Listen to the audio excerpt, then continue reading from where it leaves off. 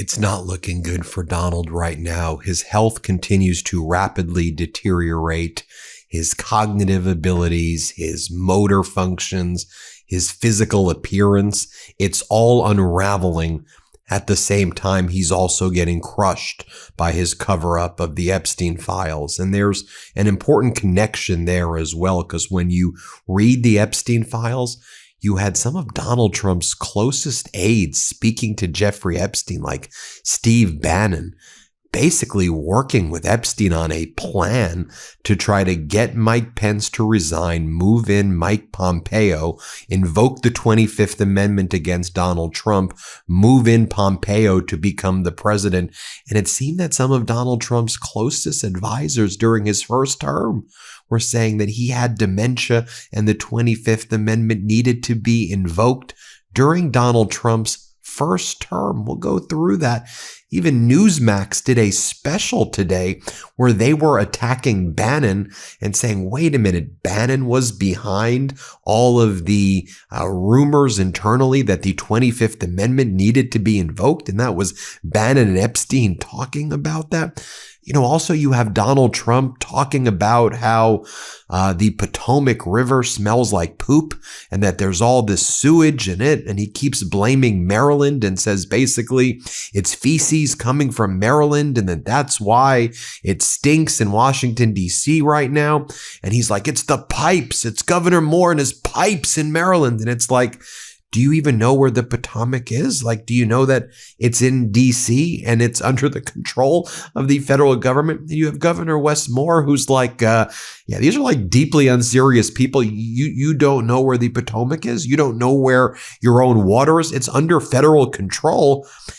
And Governor Moore's like, you're blaming me? We try to send some people in to help you because you didn't know how to clean your own feces in Washington, D.C. So we tried to, and now you're blaming us? I mean, look at what Donald Trump's hand looked like yesterday. It's as bad as we've seen it. Aaron Rupar posted this photo. Look how discolored it is. As this other account says, the media's complete and utter lack of interest in finding out what's going on with Donald Trump's hand when they spent every day of Joe Biden's presidency idly speculating that he had dementia is effing infuriating. I agree. But guess what? We're the media now. Okay. More people watch the MeidasTouch network than any other news media. MeidasTouch was yet again the #1 podcast on the YouTube charts, beating Candace Owens and Joe Rogan. And then last week we beat Joe Rogan 2 weeks in a row. By the way, hit subscribe to our YouTube channel. Help us get to 6 million subscribers. We're so close. Hit subscribe. But then yesterday, as Donald Trump was, you saw the way his hand looked, you saw his physical features. So he's giving a speech yesterday and he just starts talking about Nicki Minaj, like the rapper, like how beautiful he thinks she is. And her skin is so soft and her nails are so long and she's just so beautiful. And Trump is like slurring his words. Like, I won't do the impression, but he's like, Nicki Minaj. She's so beautiful. Here, play this clip. I love Nicki Minaj. She was here a couple of weeks ago. She's so beautiful. Her skin's so beautiful. I said, Nicki is so beautiful. Her nails are like that long. I said, Nicki, are they real? She said, she didn't want to get into that. Okay, now just look at what he's posting as well. Again, you heard what he said about Nicki Minaj. He's posting memes like this. I will be the one to shut it down. He's posting AI images of his golden ballroom. He's posting, will be the greatest ballroom ever built, now rising at the site of the White House, fully paid for by American patriot donors, zero costs to the United States taxpayers. You looked at the Epstein files? Yeah, we talk about it here a lot. Here are the messages from Steve Bannon and Jeffrey Epstein. Here's what they were talking about it. They were saying, and no soldiers in the fort. He is really borderline. Not sure what he may do.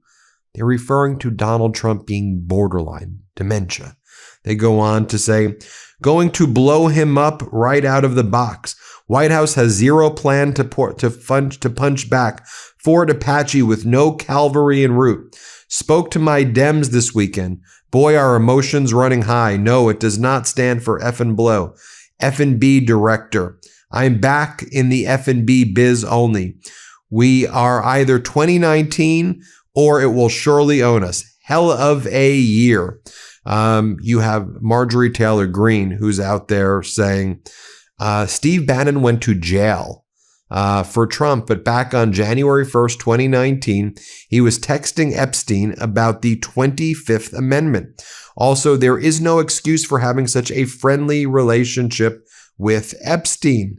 And you look at these messages and they're talking about invoking the 25th Amendment right here on Donald Trump.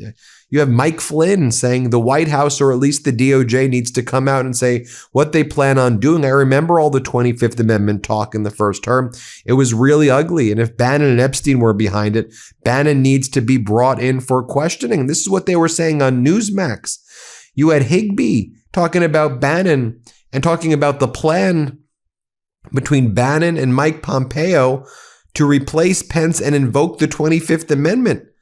This is what Trump's people were talking about. And Epstein was in the center, helping Trump's first cabinet and helping some of Trump's advisors try to get rid of Trump with the 25th Amendment because they thought Trump had dementia. I mean, there are emails here from Epstein saying some at dinner with Donald Trump last night were concerned about dementia. Tons of makeup, did not recognize old friends. And that's one of the things that we're seeing right now as well. Here's the Newsmax piece. Here, play this clip. And then they told us all throughout the next 4 years that our tech was secure. And it was the most secure election ever after bragging about meeting with the people who Jeffrey Epstein and Steve Bannon claimed could hack our elections. Their words, not mine. Make it make sense. But why was Bannon or any other officials in any other role meeting with people who, according to these emails, were doing or trying to do or possess the power to do all that?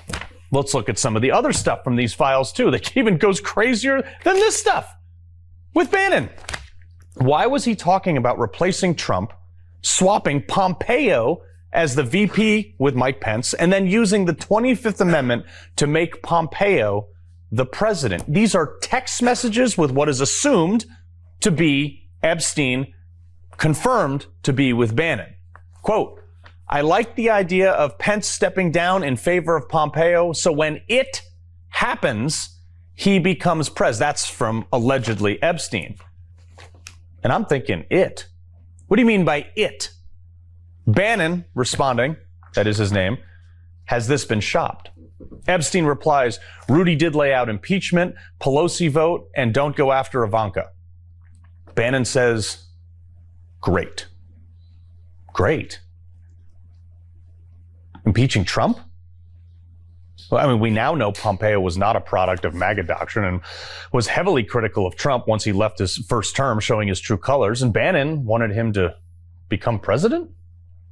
Am I reading that? There's a possibility that Bannon did nothing wrong and these are being misinterpreted. There's a possibility, giving him the benefit of the doubt here, considering he was, like, I defended this guy. I thought he was good for the administration initially. But there's some splaining to do about beyond talking about a documentary to revitalize Jeffrey Epstein's image.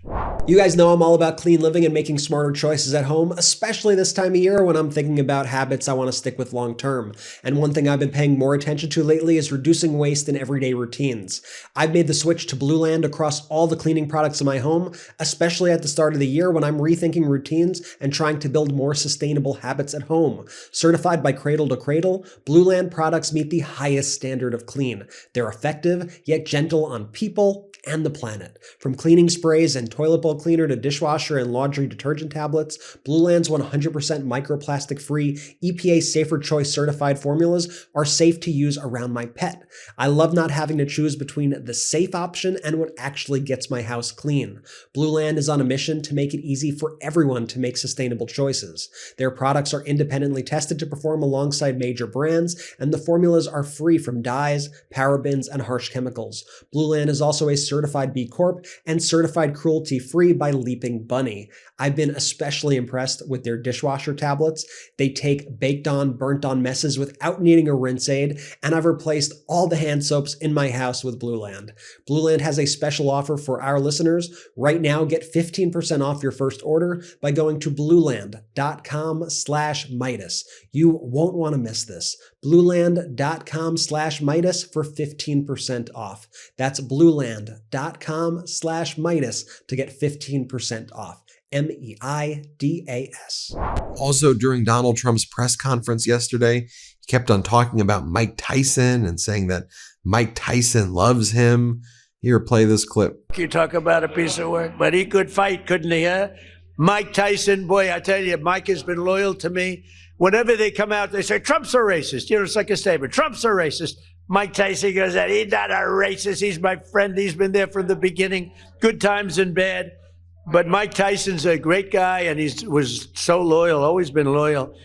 And Herschel Walker, speaking about loyal, how good a football player was Herschel? Herschel Walker, now he's ambassador to the Bahamas. I don't know, Bahamas, Bermuda. Is he Bahamas? Whatever. It's nice, a nice place. You'd like that, Bruce, wouldn't you? Bruce wants it.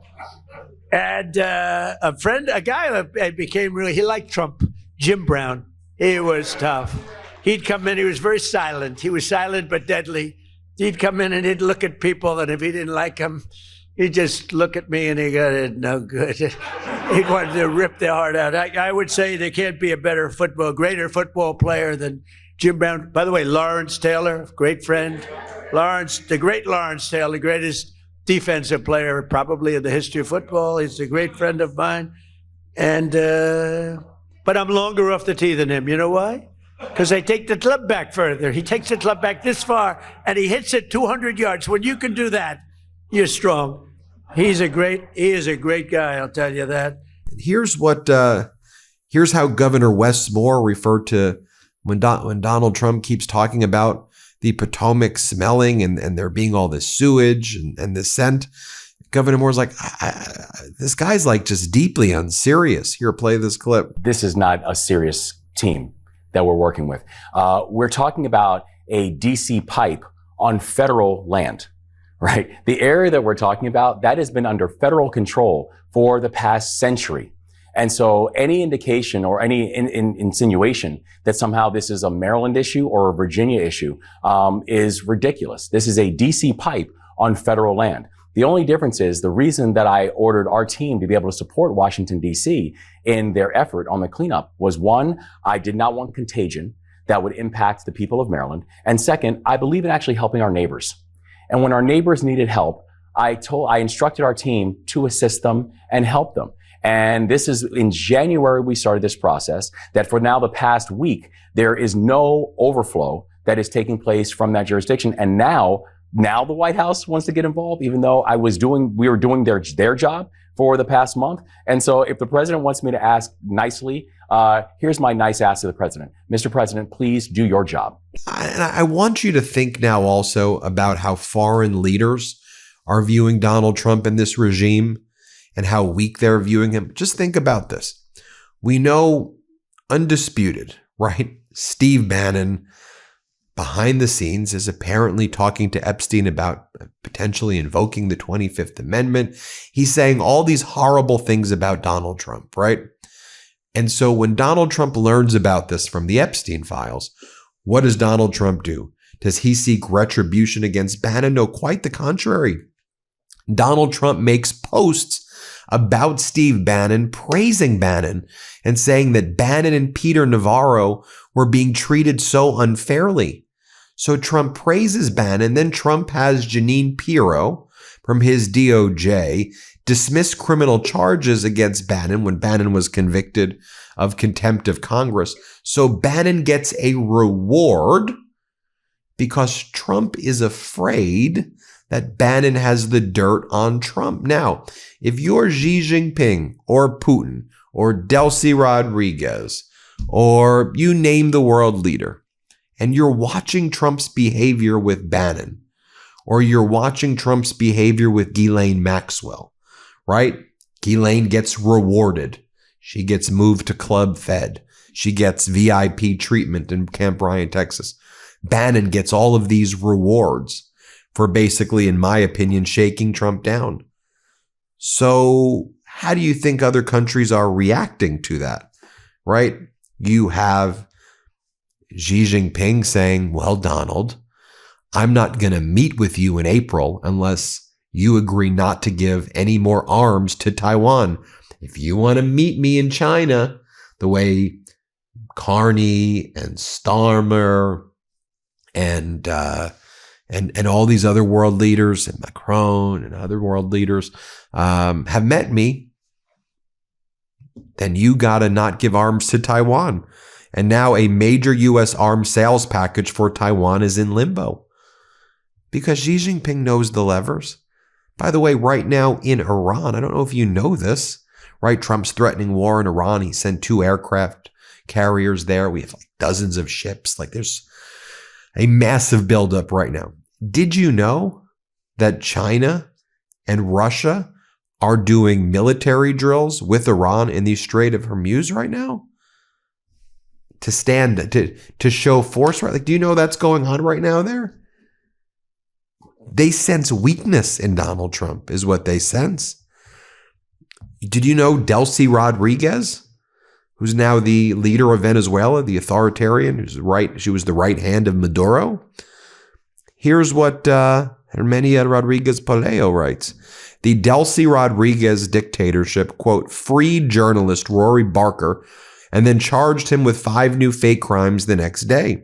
It's becoming more evident every day the Chavista tyranny has no intention of stopping its brutality. Venezuelan journalist Rory Branker is accused of 5 charges the day after his release. Branker would be subject to restrictions, including a ban on leaving the country and speaking with the press. So, do you see what's going on there? It's all one big gigantic fake. And meanwhile, while Donald Trump's in this state, whatever the hell you want to call it, here's the New York Times headline. Trump bets on diplomacy without diplomats. President Trump's most trusted envoys, Steve Witkoff and Jared Kushner, are at the center of the Iran and Ukraine negotiations. Why? They have no experience. Why do we have these 2 people? Why do we have Witkoff and Kushner at the heart of these negotiations? Why? Not actual diplomats.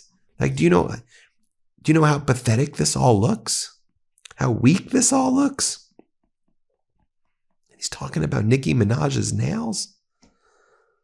You got Bannon talking to Epstein about 25th Amendment. Let me know what you think. Hit subscribe. Let's get to 6 million. Thanks for watching. Thanks for watching. Be sure to add the MeidasTouch podcast on Apple Podcasts, Spotify, or wherever you get your podcasts for new updates every single day.